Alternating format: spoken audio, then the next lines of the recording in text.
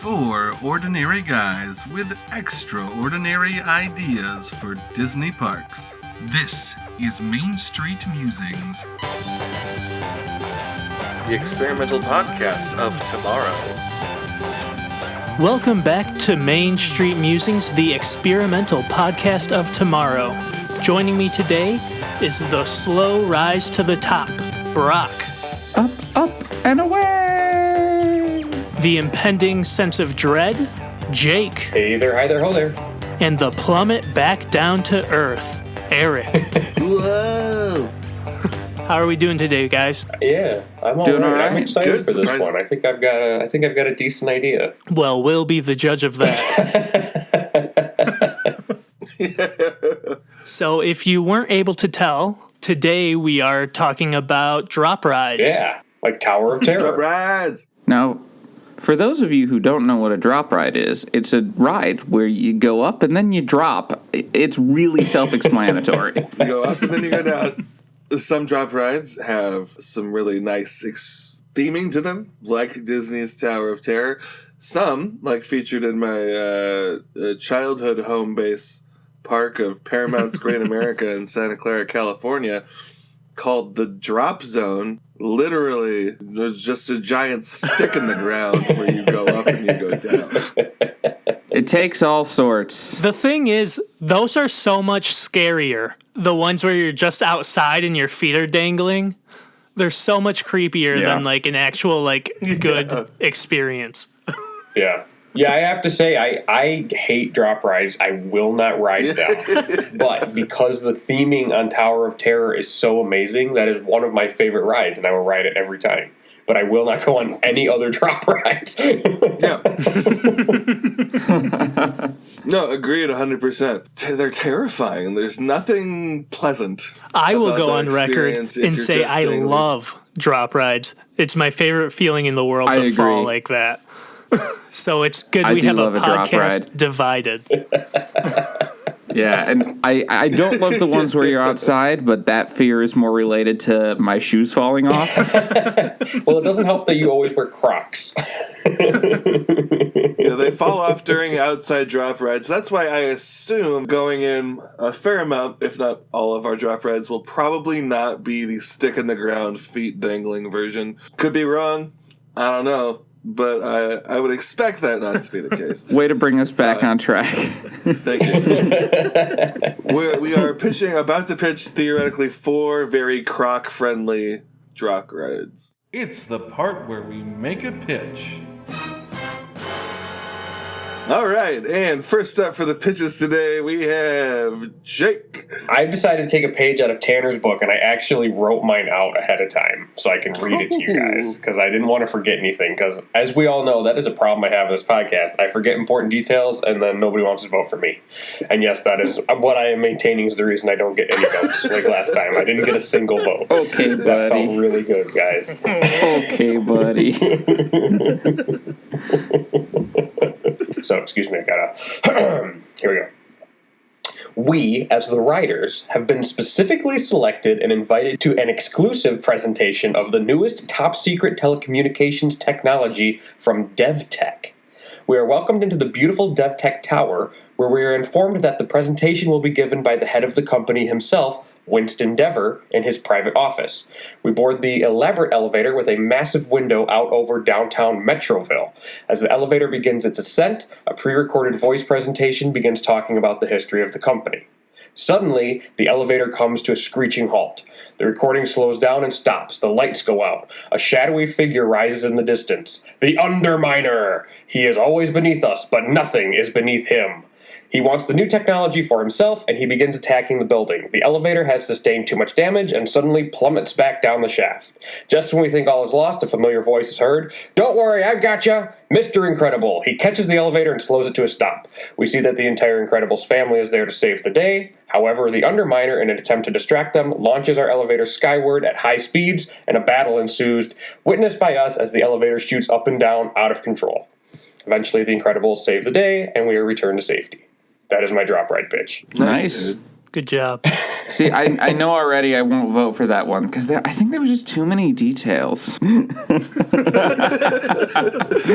you out of the podcast. Oh, don't worry, Jake. My own behavior will lead to that eventually. See, I don't like this trend of having everybody have fully planned out ideas because I don't want to have to go that direction. Hey, I haven't been going that direction, but it hasn't been helping me, so... To be fair, mine aren't ever fully planned out. They're just written in a way that sounds like a complete idea. Yeah, like an actual pitch. Like what we said the fucking idea of the podcast was. See, I just don't know if I'm ready for that kind of a commitment to a podcast about pitching stuff. Is like writing out like an actual pitch. All right, Brock, you next. My idea, I'm combining a couple of odd rides to combine. I'm starting with, obviously, a Tower of Terror type ride. That's the drop ride element. But incorporating a couple elements from Ellen's Energy Adventure. The Ellen animatronic? Yeah, it's just the Ellen animatronic. No, so specifically, I'm basing my drop ride on the old Mickey Mouse cartoon, The Band Concert. And the element I want to take from Ellen's Energy Adventure is it starts where you're in this small theater watching a show. So I want it to start that way. We're in a small theater-type space watching a show that's projected all around us. It's a 4D thing, but essentially we're sitting there watching Mickey Mouse's band concert. Donald interrupts. There's some hijinks. It's very interesting and silly. And then a storm comes, just like in the cartoon. The tornado comes and rips us off the ground, flies us through the air, and we see all of these things around us, all of the members of the band concert. They're still playing silly shenanigans, and we're rising up and down through this tornado until eventually we land safely on the ground back in our theater. The whole area is in disarray, and Donald, who has consistently throughout the show been trying to upstage the band concert, finally gets to play Turkey in the Straw.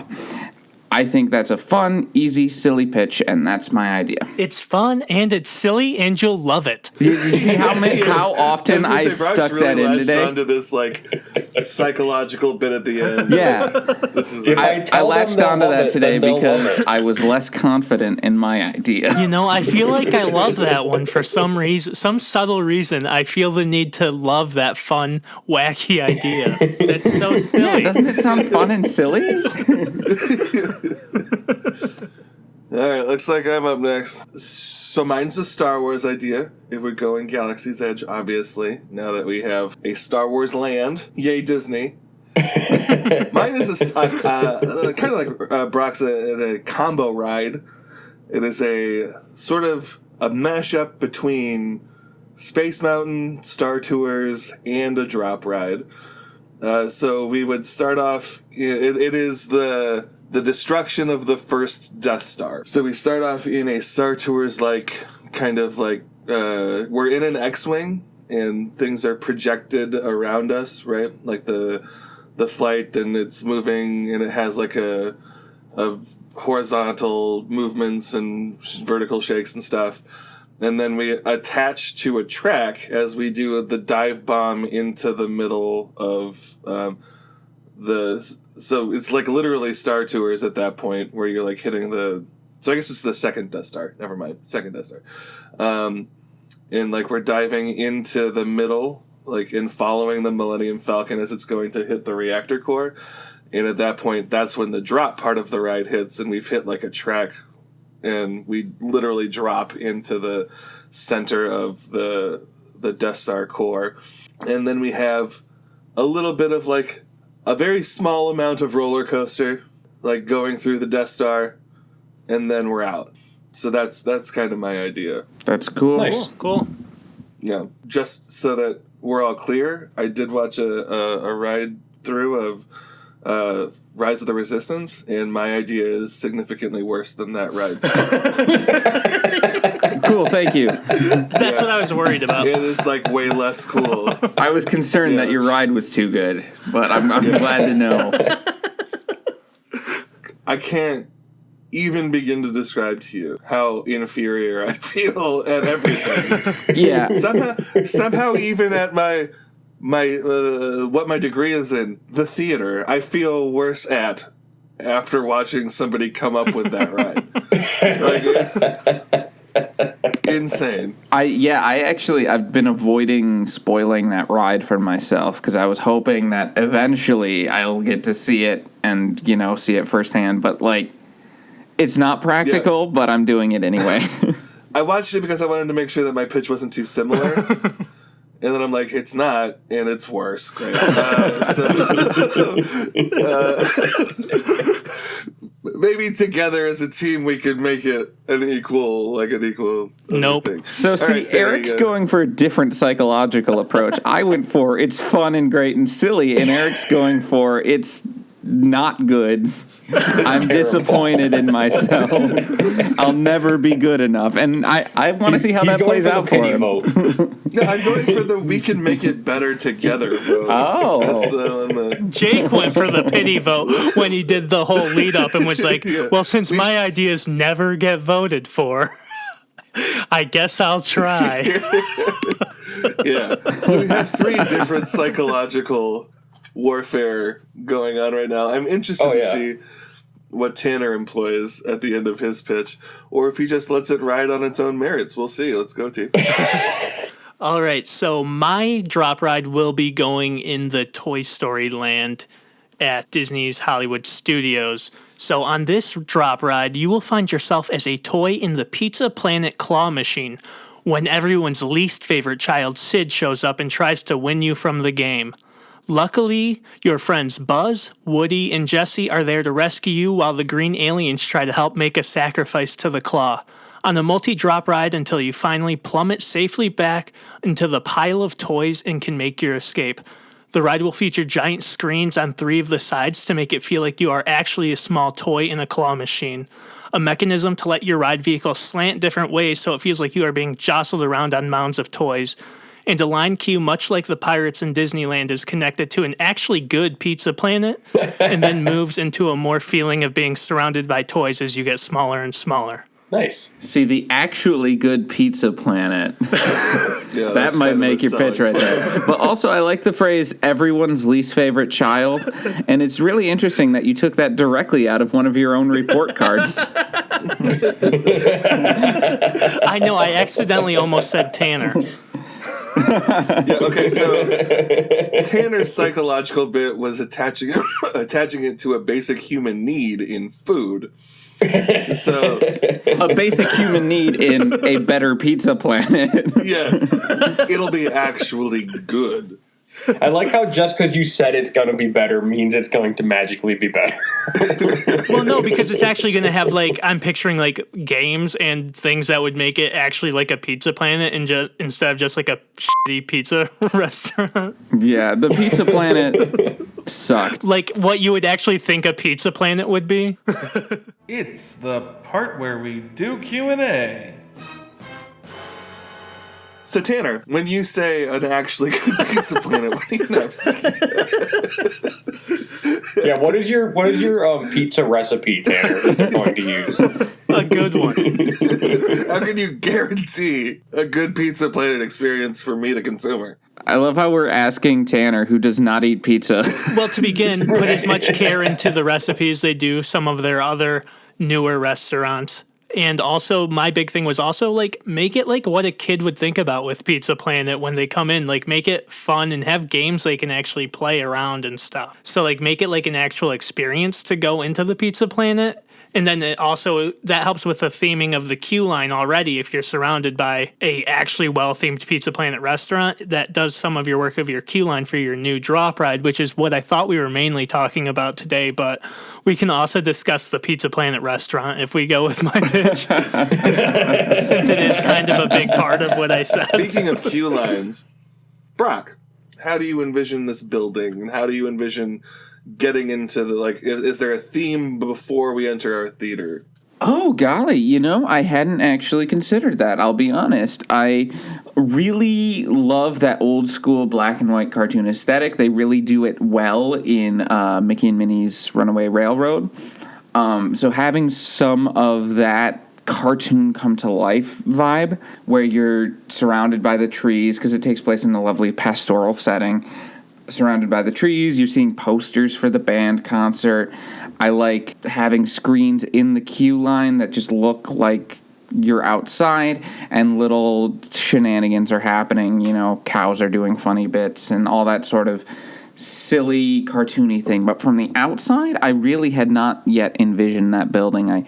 I was really thinking of it from the inside, but that's something I'd love to come up with together. Cool. I have a couple questions for Jake. Yeah. The first one is, where are you thinking this ride would be located at? Well, I hadn't really completely thought that through. I just thought it would be a cool ride. If you guys have any suggestions, that would be great. One place, obviously, that could come to mind right away would be Pixar Pier. But the problem with that is they already have the Incredicoaster. Mm-hmm. The reason I came up with this is because I think the Incredicoaster is just a lame attempt at, it's the least you could do for Incredibles ride, a property that offers so many opportunities for way cooler things than just a layover of a old attraction. Right. And then the other issue is with having it at Pixar Pier is that puts it pretty close to the Guardians of the Galaxy drop ride, which is very similar to my pitch. I personally think my pitch is better than that. Like, I'm not saying that one's bad. I just think the story of mine is better. I've always felt that the story of the Guardians of the Galaxy drop tower is like the weakest part of the ride. It's a cool ride, but the story is weak, in my opinion. So that would be the one issue with not putting it there. So I don't know. Like I said, if you guys have better suggestions, that would be awesome. I think it might work in Epcot because, it's this presentation of future technology that you're heading to. So maybe something in Future World. That's a good idea. Yeah, that's a good idea, Brock. Okay. Thanks. This kind of tied in some of what you said into my second question was, are we worried about having two drop rides potentially both themed after elevators in the park? Is that too much with the Tower of Terror or the Guardians ride? I was thinking about that before the episode, and the thing I kept coming back to is, in nature, there are only two not nature, but in the world at large, there are only two experiences where you're going up and down. One is an elevator. The second one is plummeting to your death, which is not very Disney. So I really I feel like elevator is going to be the best solution to a lot of drop ride problems. So I personally don't see a problem with it. Thank you, Brock, for answering my question directed at Jake and his pitch. I'm a bad boy. What can I say? I think, like I kind of said before, I don't know that I would want to put it that close to the Guardians ride, but if it was in a different park, like Epcot, I think that would be fine. I think it would be totally fine to have a drop ride in Epcot while still having Tower of Terror in Hollywood Studios, especially because the theming is so drastically different. While I refuse to believe, though, it just doesn't sound right that there's only one thing that humans do that moves completely vertically up and down. Elevators is the thing that I think about. Right. Yeah, I mean, it makes sense to me. We've all answered Jake's question at this point. So. Yeah. Yes, Tanner, elevators are fine. I wasn't asking you again. I'll say your name if I want to ask an idea about your pitch. Which, for Eric, I do have a question. How big of a part of your ride is the actual drop? Or is that just like a minor drop, or is that like a big event? It would be a big event. Okay. So I'm imagining a 3 to 5 minute sequence of like the air quotes Star Tours section, right? And then the last 30 to 45 seconds of which are us all getting in formation and following the Falcon. And you can kind of see its like blue like engines and then bust forward and then we all fall. Cool. Like it is the centerpiece of the experience. I just don't want to be getting in trouble with our audience for false advertising if we go that way, of them saying, that's not a drop ride. Understood. Brock, just so I'm clear, were you saying yours would be a black and white aesthetic that turns to color? No, I was picturing it didn't turn to color. It's an old black and white cartoon. I think having a fun black and white ride, I think, would be really cool. It really harkens back to the old Disney cartoons in a really I think that's fun neat. way. Yeah. So it would stay black and white the whole time. Yes. Okay, that's what I wanted to clarify. Except for maybe at the end, a little bit of that title card that comes up, like the end could be color, but other than that. Ooh, now you've lost me. You haven't committed to your aesthetic unity. You're done. Yeah, I personally don't think it needs to be color at all, but if someone is craving color. It's the part where we vote.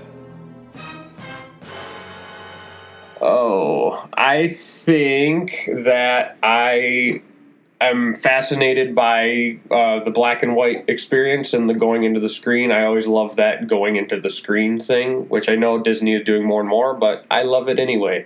So I think I'm going to vote for Brock. Cool.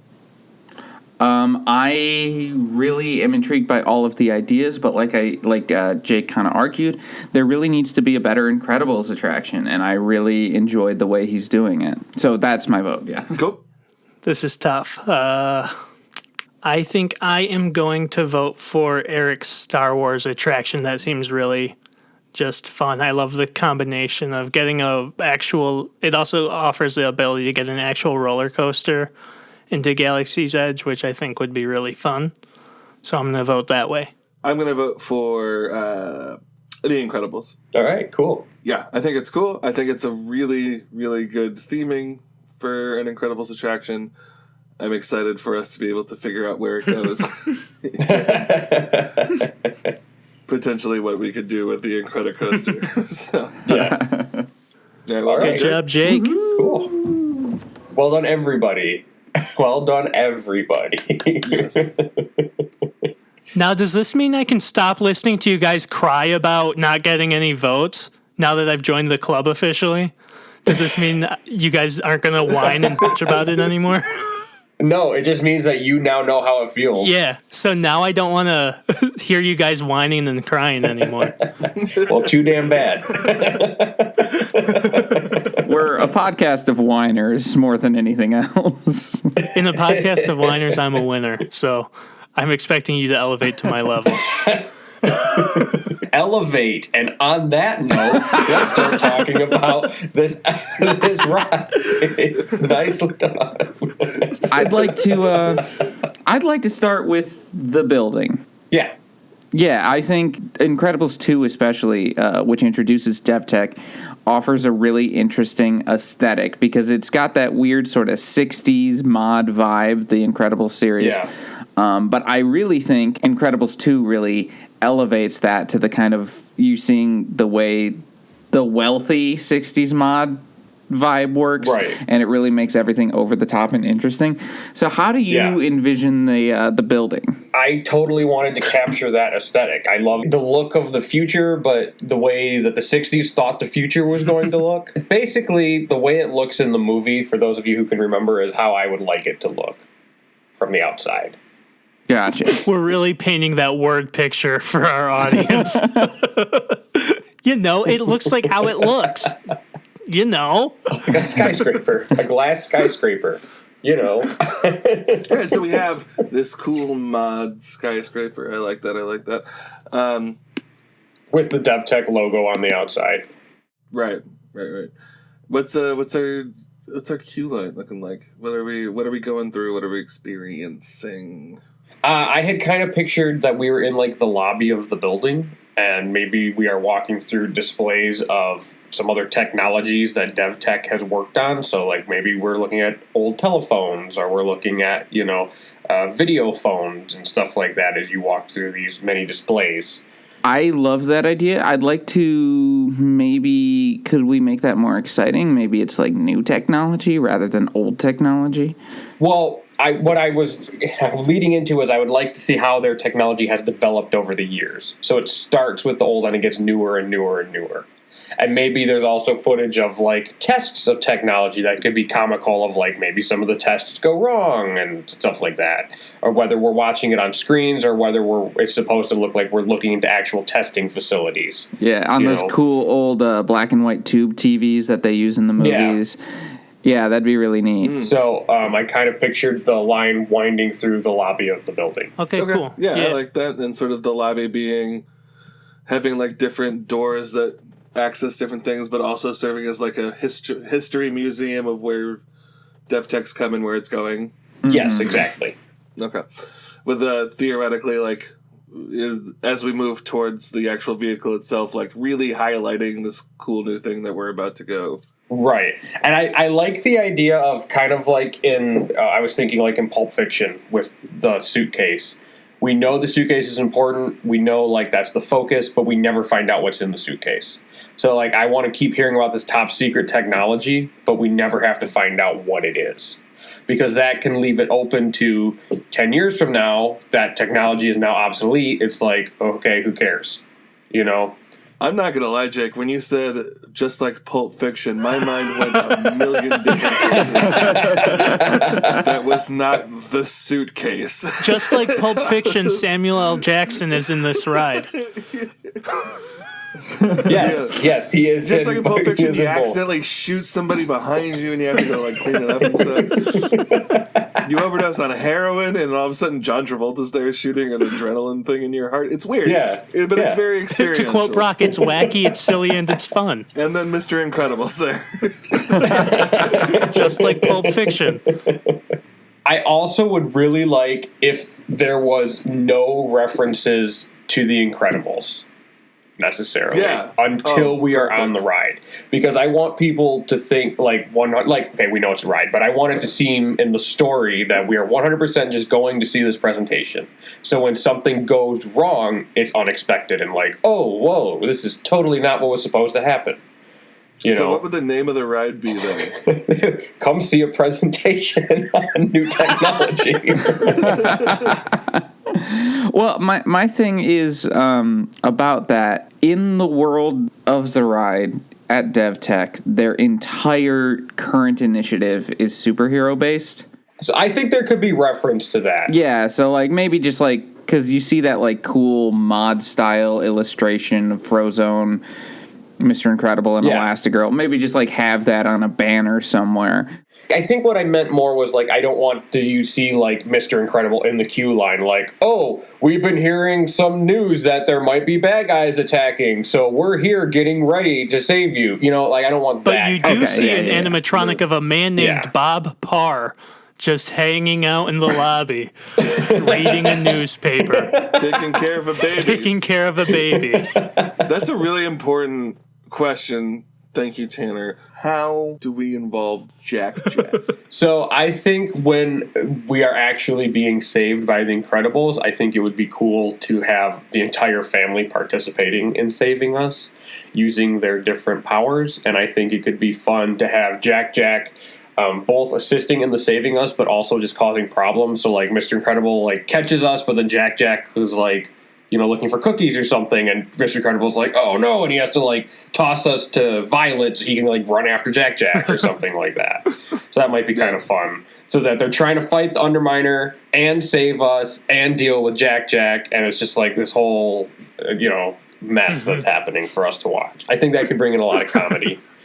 Yeah, and so that's cool too, because like with like the being thrown between different family members gives us a lot of room to like twist the ride vehicle, right? Mm-hmm. Right. Different like horizontal axis. Yeah, more than just going straight up and down, we get that movement as well. That's cool. Yeah. Yeah, sick, bro.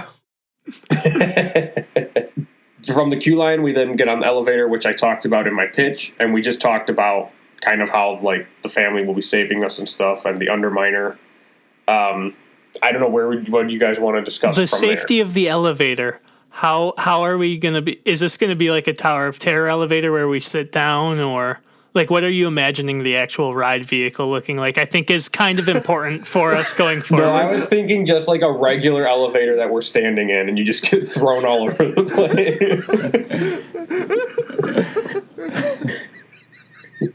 If there are straps in the elevator, that might give it away, Jake.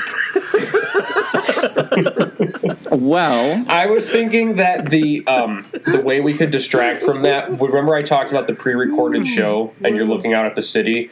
I think we present it as it's like part of the show. Like as you're going up, you're going to be sitting down, looking out over the city while we talk about how the history of DevTech and where it started and where it's going. Although that's kind of I would love to see it just herring. Turn a bunch of guests to jelly, just their bones. That whole time, I was just imagining what like this ride would be like, standing with no restraints and just all of the traumatic brain. It would be really short when your head went through the top of the ride and you died. When your head met the steel on the top of it. Oh, come on. You guys don't trust Mr. Incredible to save you? Come on.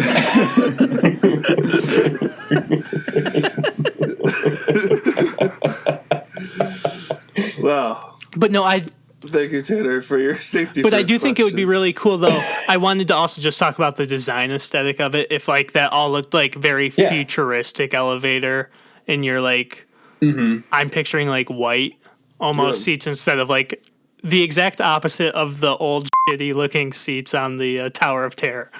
Right.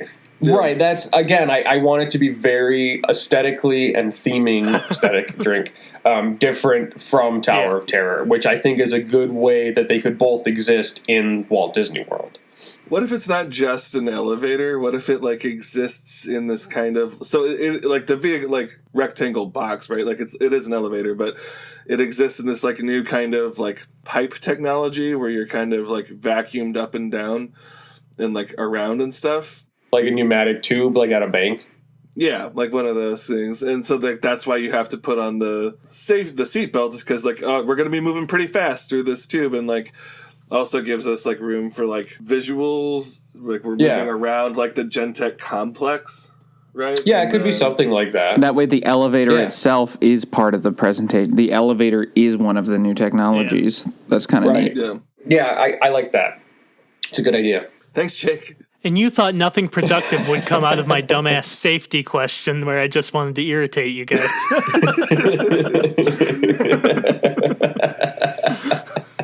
No, but it's important to keep things unified, you know, if like we're very serious about the fact that we do not want people to think something's going to go wrong. Right. Like we need to have checks on every box for that. And that also makes the ride vehicle thematic and interesting and separates it from other elevator style mechanics. So yes, thank you, Tanner. Yeah. And thank you, Jake, for telling me that I was good. You are welcome. Obviously, we never actually reach his office.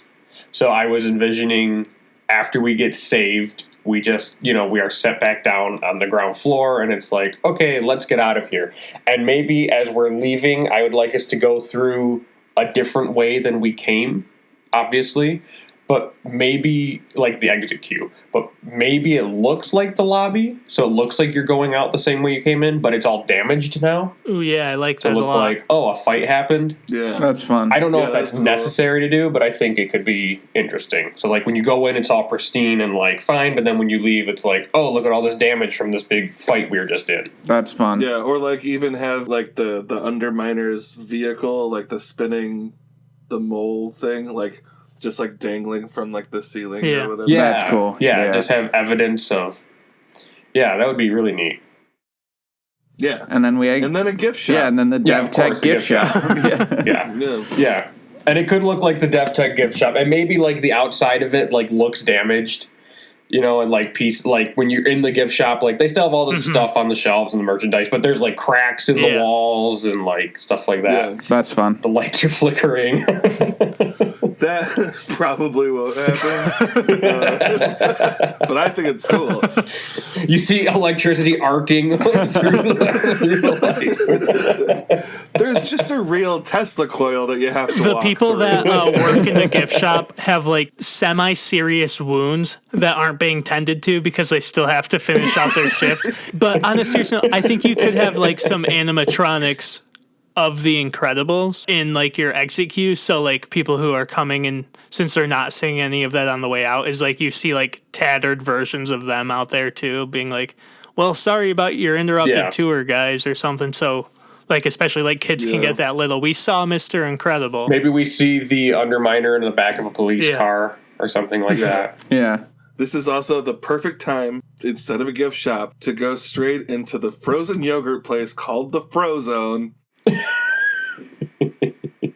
Outstanding. Nice. I've been wanting that since I was a wee little boy. Not to break your heart, Eric, but Disney actually already has done that. It's on the Disney Cruise Line ships. Yeah. The soft serve ice cream place is called Frozone. So much for your dreams. But does Sam Jackson hand make you delicious treats? I don't think so. Well, neither would Disney, Eric. That might just be a specific dream you had.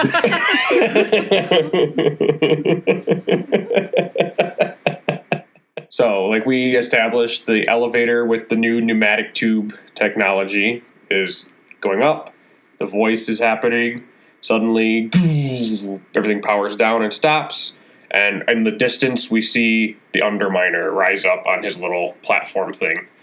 And he begins yelling at us about how he wouldn't be yelling at us. He would be yelling at DevTech, about how he's here to steal your technology. Like, I like to think the Underminer doesn't even know we're there. We're just collateral damage when he attacks, Yeah. Yeah, because why would he attack us? Well, I have been talking a lot of shit on Twitter about the Underminer, so he might have something against me. Underminer is a coward. Sad.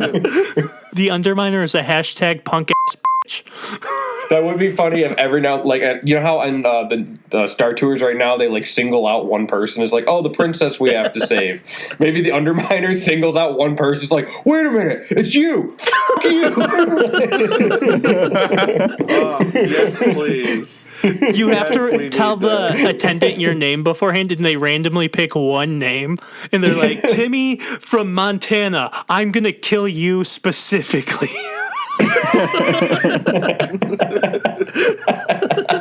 You think your parents will protect you? They will not. And we can use the turtle talk with crush technology. Yeah, exactly. Yeah, I see you with your little green shirt and your Mickey Mouse ears. Oh yeah, what are you gonna do? Oh, now you're crying? I see you, little bitch. You little bitch. I see you crying. I do like the idea of seeing him like start attacking like a different part of the complex first. Yeah, and we can start to feel like our elevator like shake a little bit. Yeah, I like that too because it gives us time to kind of comprehend what is happening. Mm-hmm. Yeah. It's not like we're going up and then he just appears and then we're falling again. It's like, wait, what the hell was that? Yeah. You know. I feel like this ride could be like longish. Yeah. Like I think so. 5 to 7 minutes, and there's like different spots where we're like stopped for a significant period of time before we fall again. Right. Yeah, so like part show, part drop, right? Yeah. Absolutely.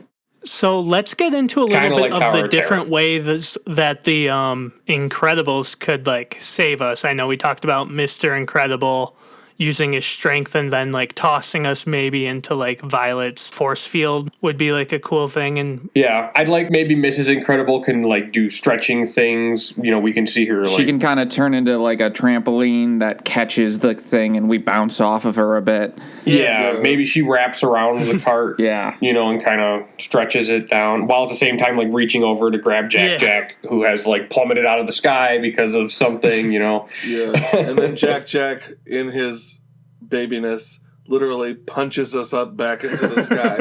Yeah.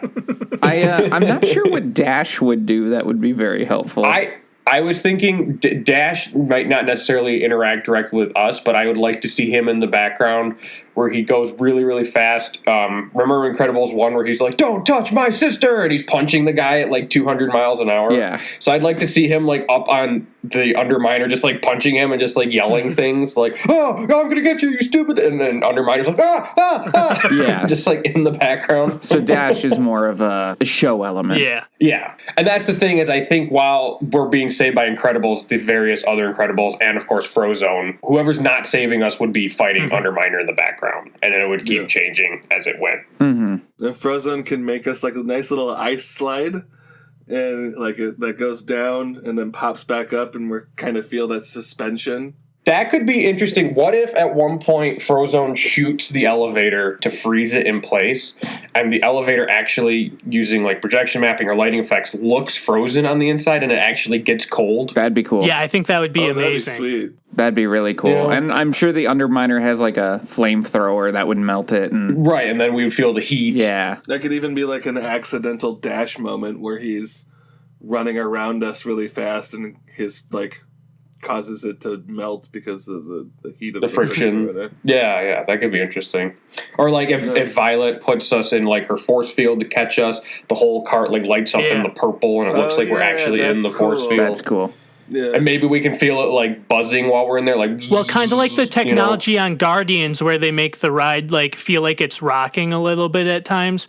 Like give like a little sway to the elevator that we're in, to where it feels like there's force kind of pushing all against us. Yeah, sure. That sounds cool. Absolutely. Yeah. Like when Mr. Incredible catches us, you can see like 2 handprints like come up from the bottom of the elevator. Oh, that would be cool. Just something like just add like little beats like that to every single one. I think would be awesome. Yeah. And so that gives us like 4 drops. 4 big drops. And then 4 big drops with like a little up and downs. Yeah, and there'd be some like with like the Underminer, maybe like I said, he messes up the elevator to distract them. We get launched up really fast. There might be a few where we shoot up. I'm feeling good with this ride. Yes. How about you guys? Yeah, I think it's cool. I think it's in a good spot. I think I would be very happy to ride this ride. I am very sad that Disney won't do it, especially because the Incredicoaster is lame. The Incredibles deserve much more than that. So, I mean, no, the Incredicoaster is fine. It's just the Incredibles deserve something better than that. That's what I should have said. And I do think the new World of Discovery in Epcot would be a really good place for this ride, because it's all about discovering the new technology. Yeah, Epcot was a good call, Brock. I agree highly. For our listeners out there, what should we name this ride? Yeah, let's hear from you guys. It's about time you guys pull your weight around here.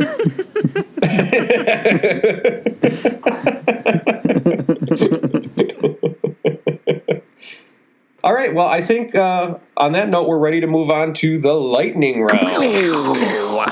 It's the lightning round. Let's spin that wheel of lightning. It is spinning, it is spinning, it is spinning, it is spinning. All right, today we have a re-theme of a Disney classic, The Mad Tea Party. So that is the spinning cups. I cannot wait to re-theme this ride to Hercules. Okay. Getting out the pyramidal object to that is me. I go first today. All right. So, our teacups are now spinning. We're going to be in the Muses are guiding us around. We're going to be in the vases that have the Muses on them. Then we're going to be spinning around as they tell the story of Hercules and his rise. And we're going to be, it's a very zero to hero moment. So it's going to be zero to hero, the spinning vase Muse teacups camdom. All right, cool. Yeah, I like it. 4, Tanner. Okay, so this ride is going to be rethemed to Pain and Panic's crazy spin around, where we're going to be adding some animatronics of Pain and Panic as things are going crazy in the underworld as we're spinning around in like black stone objects instead of teacups, and they're going to just be making funny quips the entire time as we're spinning around in chaos. There's fire, and it's awesome now. And it's awesome now. Again, yeah, nice take us out. And it's very cool. Next up, we got Jake. All right.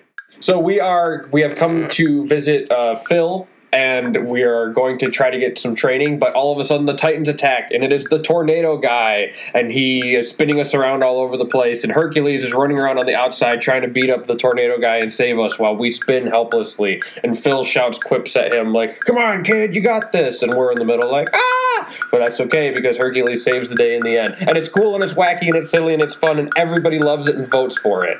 The end. I'm putting the kibosh on this new trend right now. Hey, I haven't gotten to go yet. That was going to be 28 seconds of my pitch.